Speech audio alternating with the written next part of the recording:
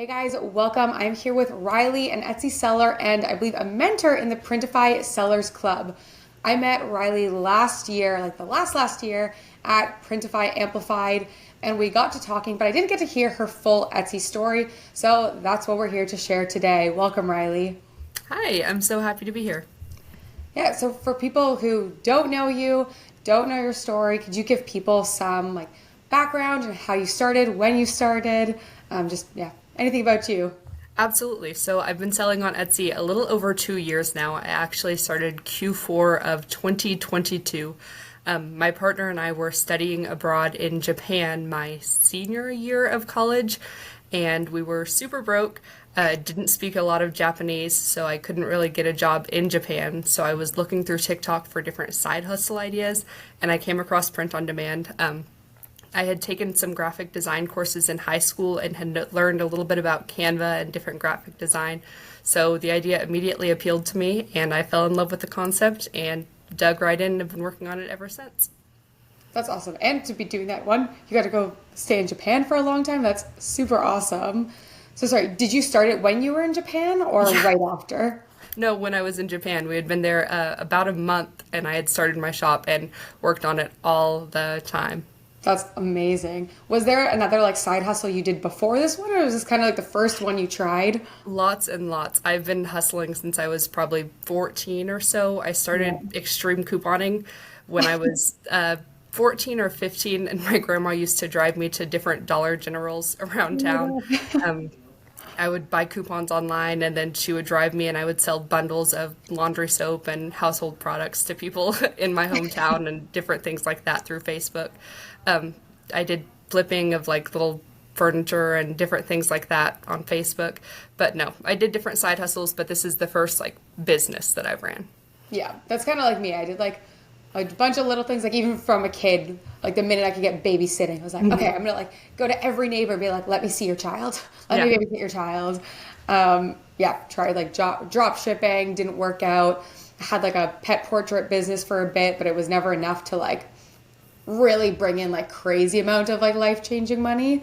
So when you started Etsy and doing print on demand, how long did it take for you to start feeling okay, maybe this is something that can actually bring in money and be sustainable? I was really excited about it from the very beginning just because I did have some graphic design experience, even as a middle schooler competing in t-shirt design, as a middle schooler. So it Yeah. didn't hold a lot of weight, but it was a fun thing to compete in competitive events in high school and middle school. So it was something I was excited about from the very beginning.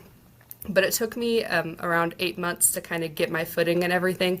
It took me 8 months to get my first 100 sales, but within, I want to say 4 or 5 months after that, I got 1,000 sales. And then that was when it was oh God, wait, this could actually be something. And so then after that, I started to see wait, I could make this my full-time job one day. So it's been really cool to see something I started this could be a little side hustle to become a full-time business and play with the big dogs. Yeah. Yeah, there's so many people that I talk to that say, yeah, the first 100 goes so slowly. And then after that, it just seems to snowball upwards. I had the same thing as you, where it was months of a few $100s in profit.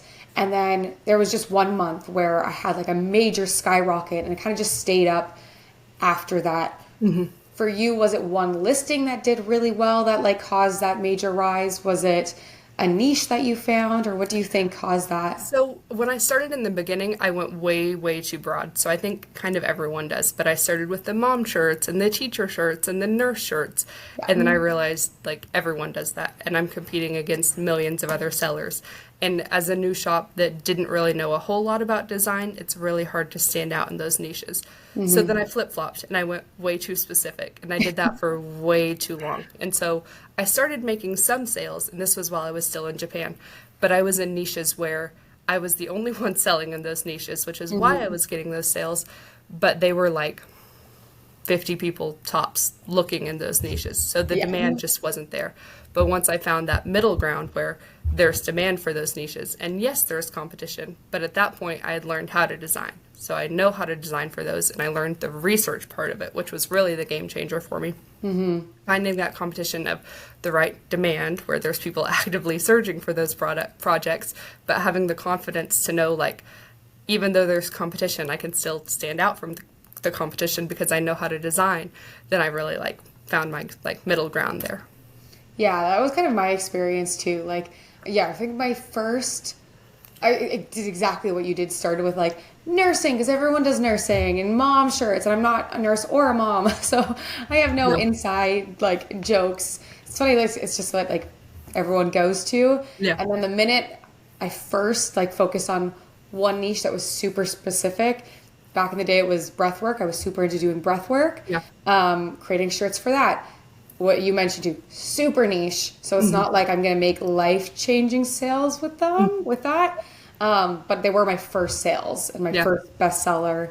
And then same with you. I started uncovering, like trying more niches and found one that has lots of demand, but I was still able to start carving out like my own section kind of within that.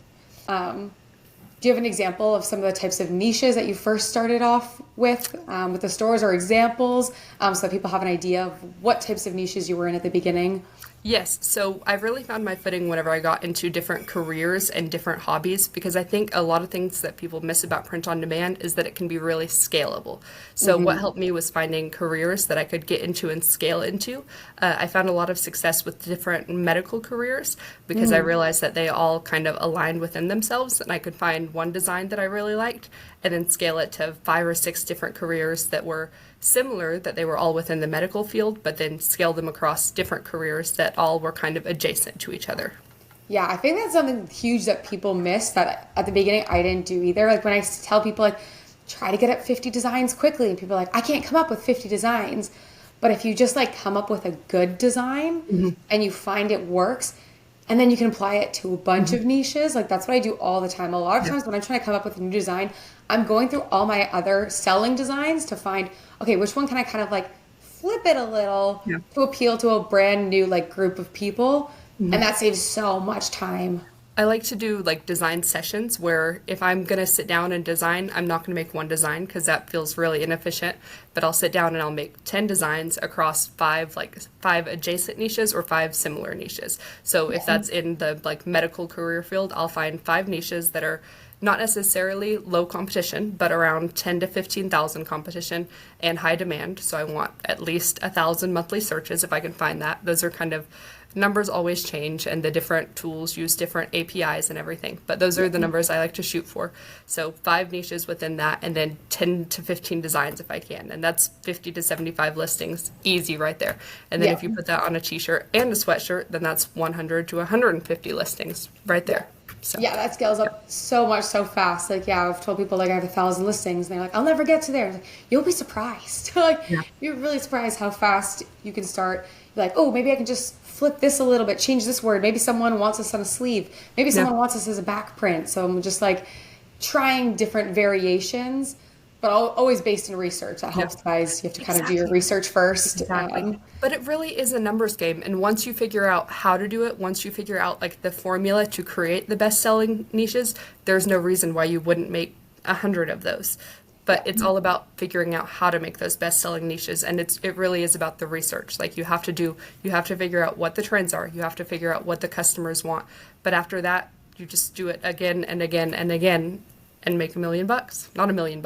I'm not there yet. I'm almost at $100,000. But it's really scalable, and that's one thing I love about print on demand is I'm not carrying the inventory. I'm just punching away on my laptop, having fun making designs and everything, while Printify handles the rest for me. But it's a scalable business model. It really is. Yeah, that's the thing. Is you have to love it too. Like, absolutely. Like, I've planned my whole afternoon this afternoon to just go to a coffee shop and work on new designs. And I was like, oh, that's the best part of my week. My favorite part for sure is doing the designing. Like, I'll do the research and stuff earlier, or I'll probably do it this afternoon too. But like, I do believe for people to be successful, like you actually have to love it too. Otherwise, do any other side hustle. Exactly. Like, this is design heavy. Yeah, not packaging, not logistics, not as much business focused or No. marketing. It's designing. No. And sometimes, like, there's some days where I don't love it, but then I do like a 30-minute research session where I'm scrolling through Yes. looking at bestsellers, and then my brain starts to turn with so many ideas, and then I do love it, and I get super excited, and I get excited about all the different things that I could design for, and I'm just going crazy with all the different ideas going through and thinking about, oh, I can pair this with this, and I was falling asleep last night, and something came into my head for next Halloween, and I just put it in my notes on my phone and just thought about it. So Yeah. it can be exciting, and not all days are going to be filled with inspiration. Not all Very days true. are going to be days that you love the design process or all parts of your business even, but that Yes. love has to be there. Otherwise, pick a different side hustle. Yeah. Yeah. There are many days where I like open it and like, oh, customer service questions. I have to around. It's like, I love what I do. I love what I do. Would I Exactly. rather be in an Exactly. office job right now? Absolutely not. I will answer a Yeah. few customer service questions, but sometimes it's like, no matter what business you pick, there's going to be, you're not going to Yeah. love it every day. Exactly. Yeah. So, for you mentioned that you do research. What tools do you personally use for your store? So I do a lot of my research within Etsy. I think that's really important. That's my platform that I sell on. So staying within the platform, looking at bestsellers that are there, starting broad. So looking at mom shirts, PNGs that are currently selling. I do a lot of research on Creative Fabrica as well. That's one of my tools that I get a lot of my fonts from and some graphics, changing them, of course, before I use them, but putting them in different niches and things like that. I also use eRank a lot. I use eRank to find different niches for SEO. And then I have been getting more into Everbee lately, just using that to see what bestsellers have been up. And I've been using their filters to see what has been listed in the last 4 months. That's something that I've just recently been using a lot more, is all of their filters to see what has been listed recently so I can see what has been starting to get sales as of the last couple months. So really Creative Fabrica, eRank, and Everbee, but the majority of my like niche research and design research is done directly on Etsy. Yeah, I think those are my big three too. Like exactly what I use. And like when I first started for people, like you don't need to pay for all these tools. Like when I first started, I don't think I paid for any tool maybe until like 6, 7 months when I was actually Yeah. already making money. Like you can do, it takes longer, but you can do Yeah. research right in Etsy using a lot of their tools. Like how many reviews it has, does it have a bestseller tag? Like Yeah. they have the kind of hidden bestseller filter in there. Yeah. So it's something like I pay now to speed up the process. Did you start with them, or is that kind of your experience too? I think it took me around 2 or 3 months before I really started paying for eRank and Everbee. Canva I bought from the very beginning, which Yes, that I one. actually still have my plan in yen. Oh, right. Like I got my email and it's like your plan is set to renew at 11,000 yen, and I'm like, wait, hold on. Calculate So that to make sure it's not a lot. yeah, so a little bit of a tip if you're looking for a discounted Canva plan, buy it in yen. But it took me about 3 months to invest in those plans, and I actually just updated my Everbee plan to the $30 a month plan because it had those extra tools and everything. And I don't think they have the $7 a month plan anymore, Yeah, but I still use the $6.99 eRank plan, still use the cheaper version of that. The only subscription I've had since the beginning, I think, is Canva Pro, which I think is a non-negotiable. But yes. you don't need all of these subscriptions to run a print-on-demand business. They help, they expedite the process, but you really only need like 1 to 2 subscriptions that you know how to use really well. It's not about the number of subscriptions, it's about knowing how to use the ones that you have in your business. That's very true. And like auditing and making sure it's actually worth it for you. Exactly. Yes, I know some people who just go crazy in terms of buying every subscription, even the ones that kind of do the same thing, Yeah. just because they're not sure. Maybe this one's a little bit more accurate. The only issue is like none of them are accurate. Etsy's accurate. Yeah. They know the Exactly. data, but everyone Exactly. else is kind of like the educated guess. So like you'll see discrepancies between the two. So Yeah. they're just like I use them for like a guideline and they help, but it's not like, oh, this is your set in stone number. Like, yeah, people always ask me like, what exact number should I look for in both Everbee and eRank? I'm like, there's not like nothing's Especially a because they promise. vary. They Yeah. vary so much between the platforms. And I have like the guidelines that I kind of look at for eRank, but they change month to month, like too. And so those are the ones that I kind of shoot for, that I've had those bestsellers and those niches, but they're not like, it's not written in stone. But I like to do a lot of my research directly in Etsy. Yes, I use those tools, but that's the platform I sell on. And so you really need to know your platform inside and out to be able to get those bestsellers on those platforms and to make money on that platform. If you don't know your platform, how are you going to expect to make sales on that platform? So. Yeah, exactly. Yeah, you have to study, you have to see what's doing well there, because things that might do well on Shopify or websites or Amazon might not translate over to Etsy. It's like a different seller completely. Yeah, they all have completely different audiences. Yeah. Is your store now more niche down, or are you still somewhat generic, or what's your store now after a while? I'm a general store pretty much. I sell to a lot of different niches. I have kind of one general customer pretty much, kind of me, basically, like woman in her 20s kind of deal, Same. but still pretty much a general store. Yeah. Yeah, I like to keep mine because I do find it much easier to design for things that's like, I would buy this. Yeah, And then I order exactly. samples and I get to wear them all the time. But it does help to design for what you love and keeps, I guess, the love for your store up Yeah. there.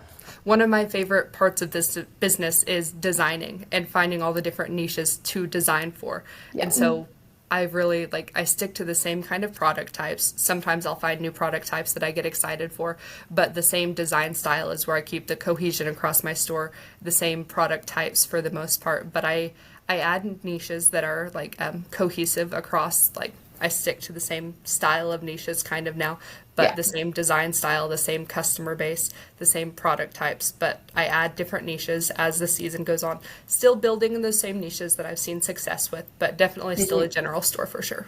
Yeah, that's like me. I've kind of moved into a niche that I focus on, but I still have so many other selling niches from before that if I come up with an idea one day that has nothing to do with my main niche, it's I'm gonna throw it in my store, because my store, I'd say 50 or 60% come from my main niche, but I still have another 40% of my miscellaneous niches that I've added in just because I had an idea before.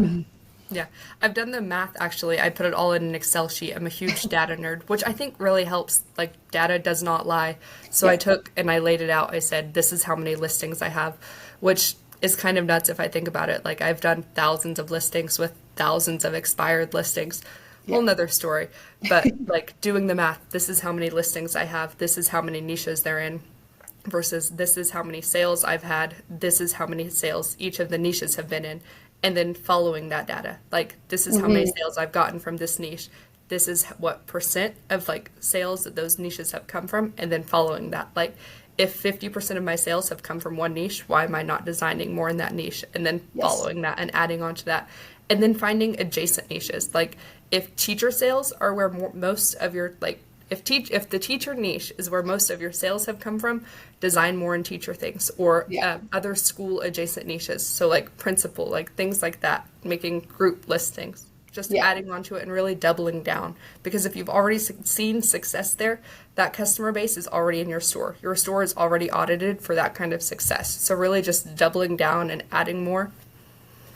Yeah, exactly. And lately I've been sometimes I can't even think of adjacent niches, and I'll just use AI. Here is my niche. Give me a bunch of similar niches that would probably have the same tastes. And getting a list of 20, and then you can go through find using AI for little ideas. And even sometimes if I have a text-based design, okay, give me a funny text to put on a shirt like this, to change it up.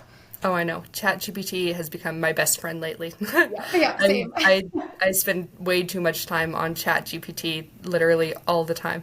Yeah. Doing scalable phrases, working with niches, helping with design research, so much. I'm actually working on a course for the Sellers Club right now, all about AI and ChatGPT and using it for your print-on-demand business. So there's so much value that can be found within AI.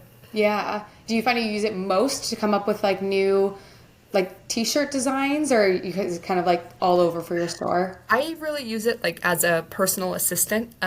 So staying on track, task management, really everything like that. So yes, for brainstorming and ideas and things like that, to help me identify like customer personas and things like that. If it's because I'm in a lot of new niches all the time that I might not know a lot about, helping me dig into like what that customer wants and learning more about that customer, that kind of thing. It really just depends. So many different uses in so many different aspects of my life, but helping me stay on track with my tasks, helping me organize my goals and my thoughts, lots of different uses. Yeah, that's amazing you're working on a course for that because I think if that's something like I need, it's even like I use it for, I guess, like basic stuff. And then sometimes like I just don't have the thought of like, I could have used AI for this. And like even my dad is like, he uses AI for everything. He's like, my job is so easy now. He's like, I'll ask for this. He's like, there's not one thing I don't use like AI to help with, like Yeah. just, like formatting and stuff. And Yep. there's still things that it's like I don't even realize sometimes when I'm doing tasks that like I could have had AI do. So one goal I have for like this year, next year is to like fully find out how to use like leverage AI for my business, but it's overwhelming as someone just starting. Yeah, something I've really found helpful is the voice mode that ChatGPT has, and even as a free Oh. user, like I used the $20 a month plan last year. My mom and I split it because she used it for work too, but I didn't find as much value in it as the free plan has. Yeah. But so even as a free user, you have access to the voice plan, and like if I'm in the car, I'll use it just talking to it like on speakerphone. I said like, this is my goal for the rest of the year for like the next 3 months. I want to do like, let's say 120 listings. I want to go into these 12 niches. Help me break it down. If I do this many niches, if I go into these 3 big niches, these 12 sub niches, breaking it down, this many listings, that kind of thing. Really one overarching goal, this many sub goals, breaking it down. How do I market this? How do I do this? But using voice mode, and then it's really conversational too. So I'll say, like sometimes I interrupt, I say, okay, you're going too fast. Help me break it down, go a little bit smaller, ask me questions. But it's really all about the prompting and knowing how to talk to it. But the voice mode has been a total game changer. And it's just talking to someone smarter than me, a second brain that just knows how I think and knows about my business. And it's really a game changer. That's really interesting. I've never used a voice mode or even like thought to use it in more like a conversational way. Mine are more like demands, I guess. I hope that AI doesn't get mad at me in the future. But like, It's so nuts. It really is because like it talks and it mimics like humans. So if I clear my throat, then it'll clear its throat back at me. that's It's crazy. no, it's scary, but it's pretty cool. I don't know. It's kind of nuts. So when you're using the voice, wait, does it like, so does it spit back more conversational? Because sometimes when I find I'm using like ChatGPT or AI, it's very like not how I would word things. Like, does it kind of change when you're doing it in that I find mode? it's pretty conversational. Yeah, it'll do like so it changes. You can say, like I can say you're giving too much positive feedback. Like quit hyping me up at the beginning of every conversation because it'll say, "Great job, Rileigh. I think that thought is really insightful." And so I'll say like, "Okay, chat, like calm down a little bit." But it definitely is very conversational in the way that it talks. And it sounds very human. And you can also change the different voices and everything too. So picking Yeah. one that's more comfortable for you and everything. But yes, very conversational for sure. That's amazing. Yeah, one thing I'm trying to learn to do right now is trying to feed it a lot of my content to like a lot of right now for customer service, like feeding out, okay, here's all my answers and how I've answered things in the past. And here's like a spreadsheet of how I've answered things. So in the future, if I get a question on Etsy, we can just send it to our trained ChatGPT bot and be like, create my answer that sounds like me and how I've answered in the past Yeah. to speed up that. Yeah, I do that too. Or here's my response to my customer. Please reword this in a way that sounds nicer but still gets my point across. No, I did Yeah. that the other day when a customer got exactly what they ordered, and was upset and said, "You'll be hearing from, or your customer relations department will be very upset." It's like, I don't have a customer relations It's like, that's department. me. Yeah, I'm not upset. And so ChatGPT helped me write a very, very kind response to the customer who didn't end up leaving a review or anything. But Oh, that's amazing. yeah. Yeah, I've definitely had Thanks that for where it's that. like, hey, how do I say this without sounding horrible? Yeah. And sometimes it's Yeah. really hard, or like how without trying to come across as confrontational. Yeah. And just using ChatGPT can help a lot with Yeah. stuff like that. Or Yeah. I've done the exact opposite where I this is what I want to say. Now make it sound angry, angrier, angrier, angrier. And I'm like, okay, I'm being kind of dramatic. And it helps me Yeah. realize, like, this is not important at all. Yeah. I've And seen both sides of it. do you use AI for any of your designs, or is you mostly for just text-based stuff? I use it for elements in my design. So I've done a lot of work with DALL-E 3, not so much in ChatGPT because that's one of the paid features and you only get a couple designs with it.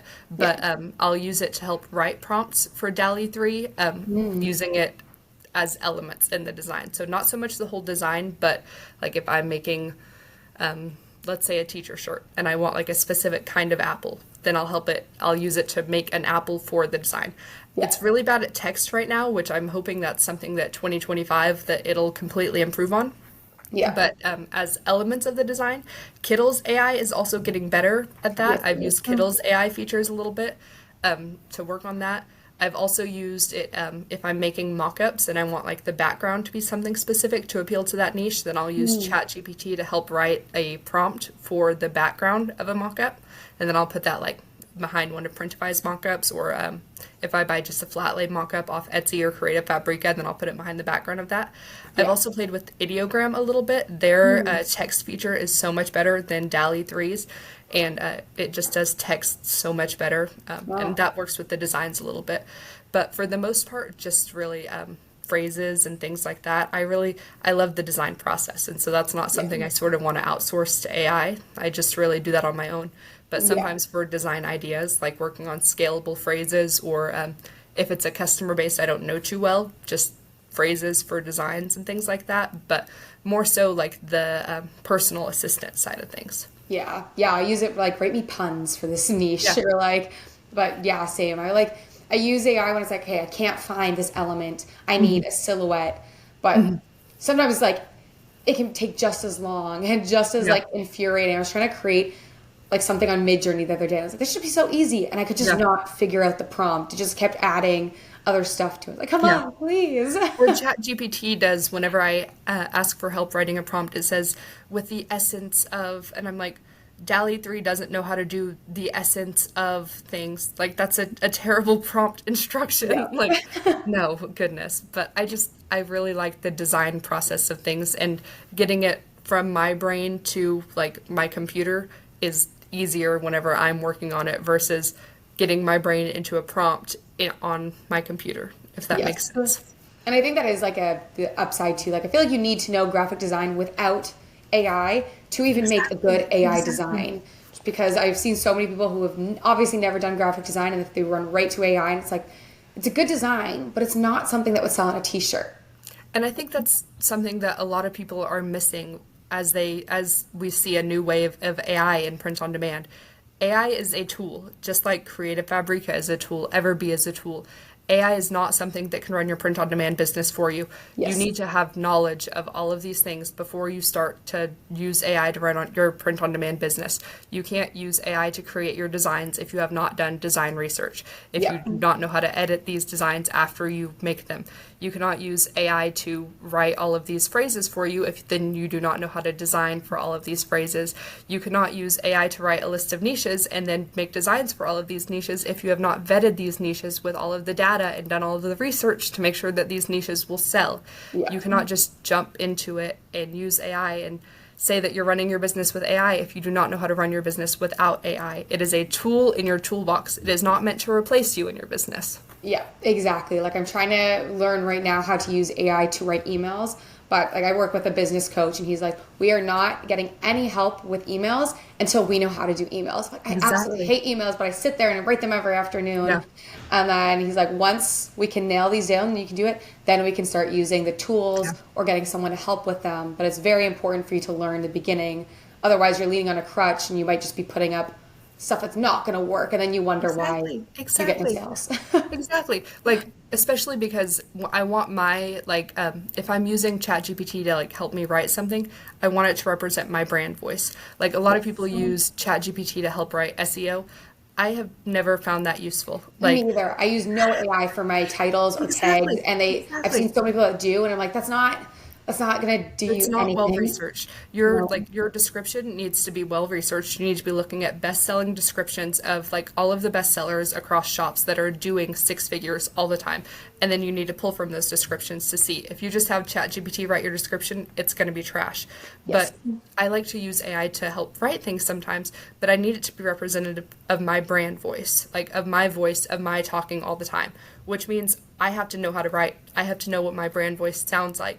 So I have to do that on my own. I have to do that independent thinking.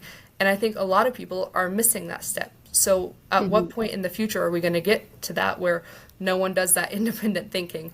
No one is feeding it their brand voice. Everyone is just relying on AI to think for them. Like not just in our business, but in daily lives. Yeah, that is the very scary part of like the over reliance, and it's definitely like it's going to change how everyone interacts. Like we're all going to become a lot worse writers, a lot less independent thinkers, which is sometimes also why I'm like scared to overuse AI. But then you use it, and you're like so helpful. But just having learn first, then use as a tool, but no reliance. No, it can be a great tool. It can be a great tool as long as you know that it is a tool in your toolbox. It is not meant to replace you. You don't want it to replace you. Yes. So, that's when life becomes scary. If it can fully replace all of us, then the competition is going to be wild. And I always think, I think in the future we will be highly reliant on AI, but those of us who can still do things for ourselves, then we're actually going to have the upper hand. Right now, people are learning how to leverage AI, but once it becomes over the top, then us who can still do things without it and have that sense have the upper hand. Yeah. And I don't think we got to earlier, but where is your store at right now?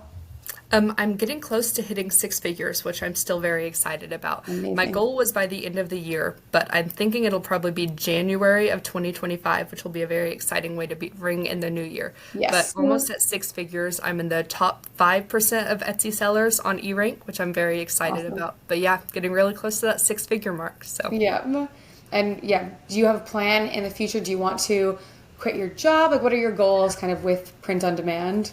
Well, I really love my day job. I'm running a nonprofit for people with disabilities, so I'm very excited about that. Eventually, I'd like to quit my job. I started my Etsy shop whenever I was in Japan traveling. I've worked on my Etsy shop, I think, in 4 different countries. Amazing. So I love traveling. I really want to travel. My partner and I are working on a school bus that we're building into a tiny home. So the goal is to build out my Etsy shop, build out the bus, work on it full time while I'm working on my Etsy shop full time. Travel around the world, travel around the US, maybe live in Europe for a little bit eventually. So yes, eventually. We don't really have a timeline for that right now, but yes, eventually quit my job and travel full time while working on Etsy full time. But for right now, working on my job, working on my Etsy shop, and just doing it all. Yeah, that was my exact reason for trying to like get a job, like find a way to make money online. For me, like travel's huge too. Every winter, like it's already freezing here, and I'm like, I can't wait to just go somewhere. And like, I love that you don't have to be on meetings. You don't have to like be online at like 9 to 5 every day. Like you can kind of pick your hours and shift your hours like how you kind of need it. Yeah. No, I love traveling so much. I started it in Japan, and so I would get the cha-chings in the middle of the night. I would wake up in the middle of the night, and I'd check my phone, see if I got a cha-ching kind of thing. So whenever I first got back to the U.S., it was super weird because I'd hear a cha-ching in the middle of the day, and then if I got sales in the middle of the night, it was different because I was used to getting them in the middle of the night and not hearing any during the day. So that was something different to adjust to. But then I got to work on my Etsy shop whenever I got whenever I won the trip to Latvia. That was how we met the first time. But I won the free trip to Latvia from Printify. And then we got to go to Mexico, my partner and I did, to celebrate college graduation. So Mexico, Latvia, Japan, and then a layover in Germany or something. So 4 different countries that I've gotten to work on my Etsy shop in. And it's just so cool that I've built a small business that I can work on around the world that started as me just punching away on my laptop, and that it's seen so many different countries now. Yeah. A lot of people ask me when I say I travel, like, they're worried about Etsy flagging them from working in a different country. I personally have no issue. I've accessed my Etsy shop from so many countries now that it's like, I don't think they're going to flag me. Like, have you had anything with yours? No, and that was something I was worried about too, like especially going from Japan to the U.S. after working on my shop for 4 months in another country. No. I also use VPNs as ad blockers, so I've had people caution against that. But no, so mine flags different locations all the time Yeah. because I use ad blockers. But no, I've never had that happen either. Yeah. Yeah. So for those of you who want to travel, like it's okay. Like it should work. Yeah. I've hit it for a few countries where I didn't, like, was a little worried about it, but Yeah. I've never had it taken down, never got a warning, never had a flag. So it's been, yeah, pretty good. And with Q4, what's the difference between your regular sales and Q4 sales that are starting now, coming? Like, what are you Yeah. excited for Q4? It's starting to pick up a lot more as we go into November. I like to look at the sales map that Printify posted, and it's really starting to pick up now. But it slows down a little bit as we go into the middle of November. But as we go towards the end of November and the first week of December, with Black Friday and Cyber Monday, and then December, we see the biggest spike in sales. Right at the beginning of December and the end of November, the holiday season, people are shopping for Christmas gifts. So it's about to start picking up, and I'm getting really excited. Yeah, me too. I was like, for forever I hated winter, but now it's like, oh, it's sales time. Like, I do find, I think last year I noticed a lot, like a more sharper rise in October versus this year I did find September, October pretty flat compared to my August. But yeah, I think last week, so I was like starting like November 7th-ish, I started to see like, oh, we're going up. We're at the bottom of the tail. So it's good to see that coming, and I'm super excited. Yeah, I think it's so funny because I always celebrate Christmas so early. I'm a huge Christmas girly. Just that time of year is my favorite. So I always celebrate the Christmas season early. But now that I've started selling on Etsy, all holidays are early. So like July, I was working on Halloween designs. I'm watching Halloween TV shows, Halloween movies. And now like come September, October, I'm watching Christmas movies. And so my partner just laughs at me like, I'm like, okay, let's watch a Christmas movie. He's like, it's October. I'm Like, this is work. sorry, I'm working. I gotta get in the holiday spirit. Yeah. So I use that excuse all the time. It's like I'm on TikTok. And my husband's like, why are you on TikTok so much? I'm working. Shoot. Yeah. I'm Needs actually watching research. cat memes, but Yeah. It's research. No, I get it. yeah. Well, thank you so much, for joining, for sharing your story, especially about AI. Do you know when you're going to have that AI course? And if you could tell people a little bit more about what you're doing in the Sellers Club right now. Of course. So I'm a mentor in Printify's new Sellers Club. I believe it started in September. My AI course should be coming out at the end of November. I want to say the Sellers Club is $5 a month to join, but your first month is free. There are some channels on there that are free, but access to the mentors is $5. There are 5 or 6 different mentors in there that you have access to. We do different live calls. There's lots of different courses that are accessible in there. I actually have one that's already live in there right now. It's a design bootcamp course, which I'm pretty proud of. Lots of people have given lots of different good feedback on there. But the AI course will be out at the end of this month. That one should be pretty good. But the Sellers Club is lots of fun. There's 1,000 members in there right now, I want to say, maybe a little bit more. But there's lots of good information in there. Like I said, live calls, courses, it's a ton of fun. Amazing. Yeah. So if you guys want to work with Rileigh, take her courses in the future, you can go check that out. I'll link that in the description below. And yeah, thank you again so much for joining. Of course. It was a great time. All right. Bye.